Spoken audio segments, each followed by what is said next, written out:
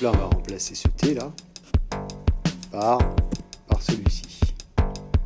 Donc avant tout, il faut nettoyer les roulements ici et ici, parce qu'ils ne sont pas du tout propres et graissés.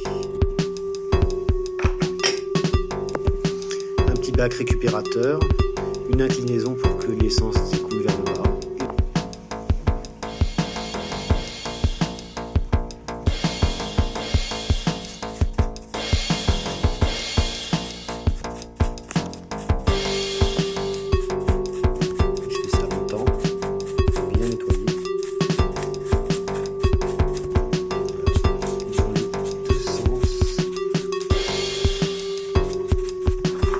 Pour faire l'autre côté.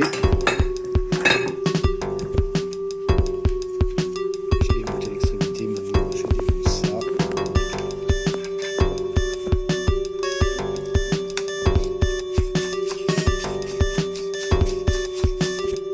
Voilà, ça donne ça.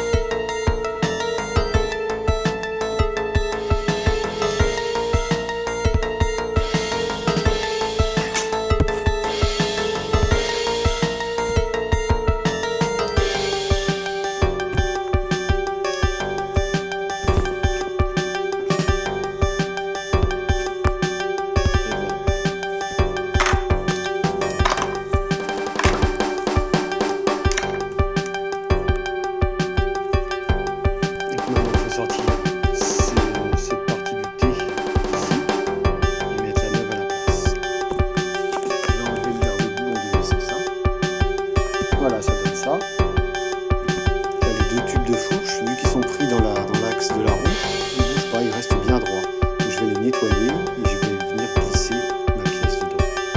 Voilà, c'était facile. Maintenant, il faut nettoyer ça.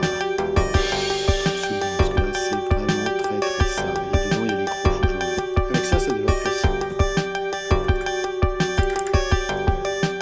J'ai remis un petit peu de graisse dessus.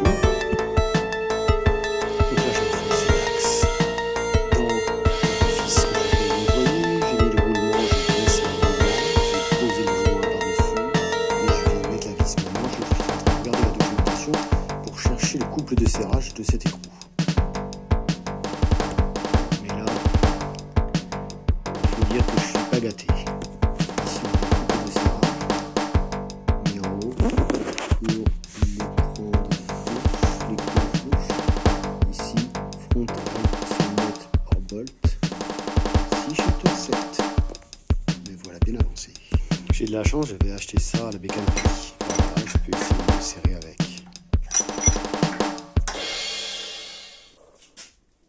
Voilà. Pour que les tubes rentrent là, il faut que je lève la roue. Pour lever la roue, j'ai trouvé une petite astuce. Je mets cette planche sous la roue et je lève avec mon pied pour que les tubes rentrent. Et ça fonctionne. Donc là, je vais mettre ça, je vais mettre une vis pour que ça tienne en attendant que je fasse.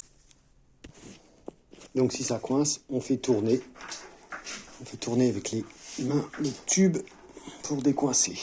Là, je vais choisir les plus belles, les moins abîmées pour le haut de la fourche. 2, 3, 4. Du coup, je vais venir serrer la fourche en haut, ici, des deux côtés, pour que les tubes ne bougent pas. Une fois que j'aurai mis la bonne épaisseur, ici, le bon écartement, ici, entre la tête de la suspension et le support supérieur, ici. Pour le réglage, c'est expliqué dans la documentation. Donc en haut, on vérifie l'écartement ici, comme dans la documentation. Et en bas, on vérifie si on est bien dans la zone plate, ici, jusque là. La zone plate se termine à peu près là. C'est la zone visible ici, dans la partie ici.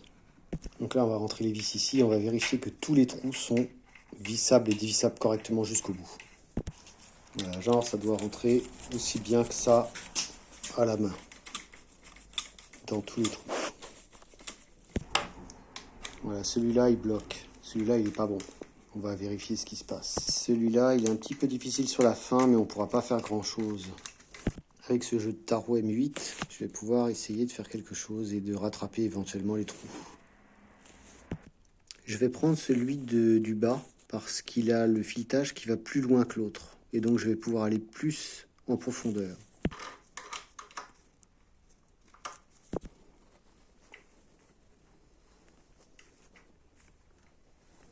Je vais comme ça jusqu'au bout, jusqu'à ce que ça bloque. Là, ça force, mais ça bloque pas. Voilà, je suis arrivé au bout, donc je recule et je ressors. Un petit coup de soufflette. C'est rapide, ça coûte rien. Voilà, dès que je sens que ça peut plus avancer, que c'est vraiment dur, je sors. Donc là, je vois que mon tarot il est bien à l'intérieur entre les deux. Et que voilà, il y a bien des copeaux qui sont tombés, donc maintenant je peux sortir. C'est quand même assez dur, hein. Je vois les copeaux qui tombent.